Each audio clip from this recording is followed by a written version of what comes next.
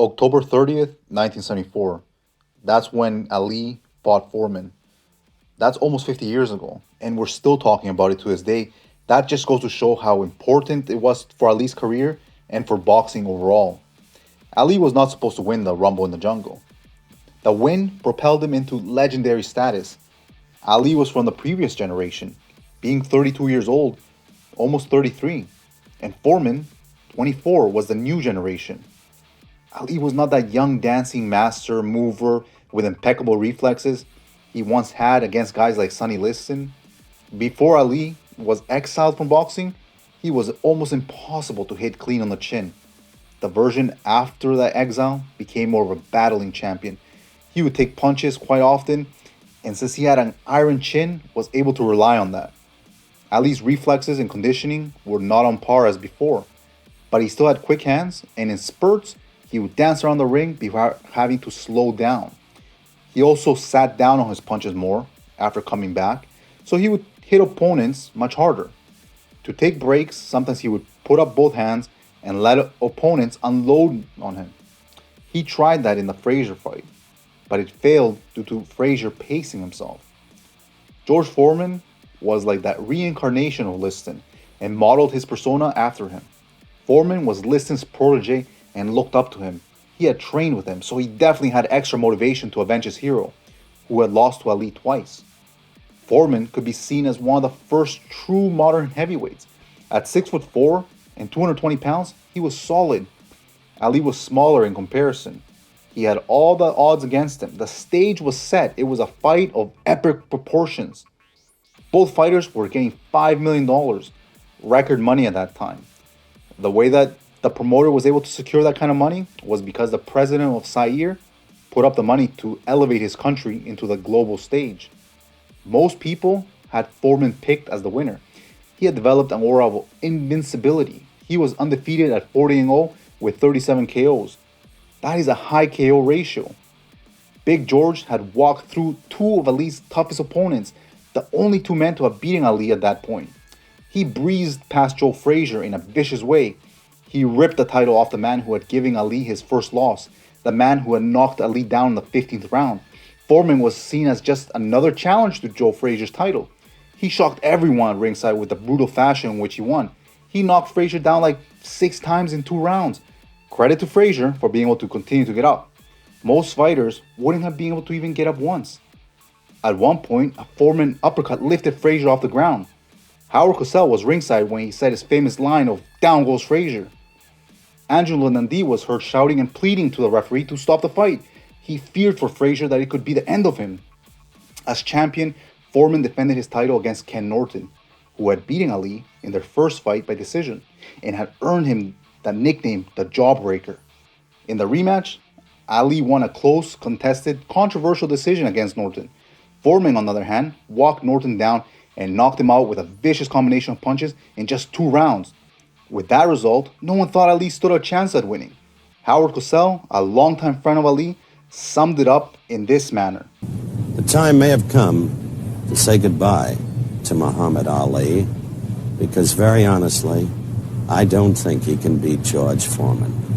It's hard for me, as a reporter, to be totally objective in this case because Muhammad Ali has been a significant factor in my own career. I thought, before he was idled for 3.5 years, he was the best fighter I ever saw. I still think he's a remarkable athlete, and one can never put anything beyond him for that reason. Maybe he can pull off a miracle.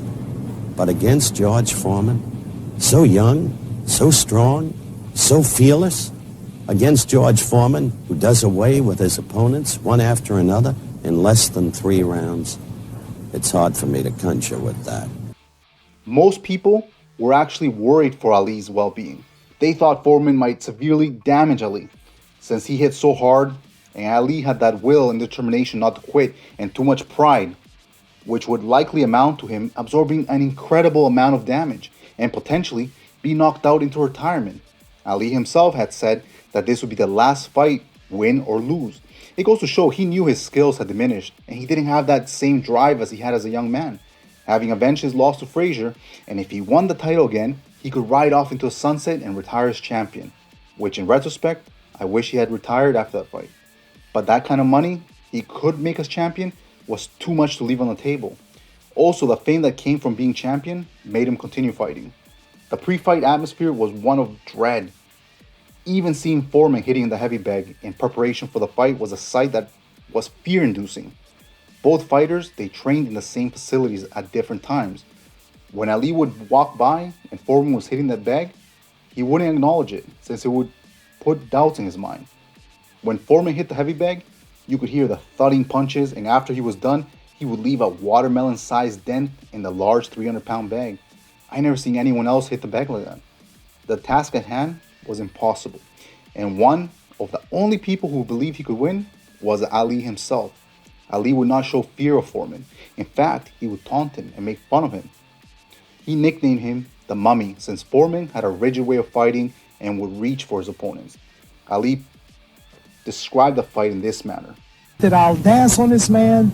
It'll be 1 round, 2 rounds, 3 rounds. Round 4, I'll win every round easy. He'll be tired. He'll be puffing like Lister. He'll be swinging and missing. I'll be ducking and dancing and popping, bruising him, little mouses under his eyes, sweating and cutting and sticking in and out, not like Joe Frazier, not like Ken Norton, but a scientific, artistic, fast, great fighter. In and out. Brrr, pop, over here. No, I'm over there. What you know over here? No, I'm over there. No, I'm over here. Why are you over there? See, that kind of stuff. Pop, pop, pop, pop. Ali had great belief in his abilities. Most fighters would have avoided fighting a prime George Foreman at any cost. But the bigger the risk, the higher the reward. And that is why we're still talking about the Rumble in the Jungle 50 years later. It was one of the most important and impressive wins of boxing history. And it really meant a lot to Ali's career. If he hadn't won that, people would see it like, okay, you know, he was good, but he couldn't compete with the next generation. And then people wouldn't actually know how good he actually was. So they rated him much higher. And look what Foreman went on to do 20 years later. He was able to compete with fighters in the 90s like that were very good fighters. So it just goes to show that Ali's win aged very well. So in this video, I was just talking about the pre-fight atmosphere, not the fight itself. For that, I actually will do a complete separate video to do a breakdown. So tune in for that. And if you like the content, like and subscribe. Thanks.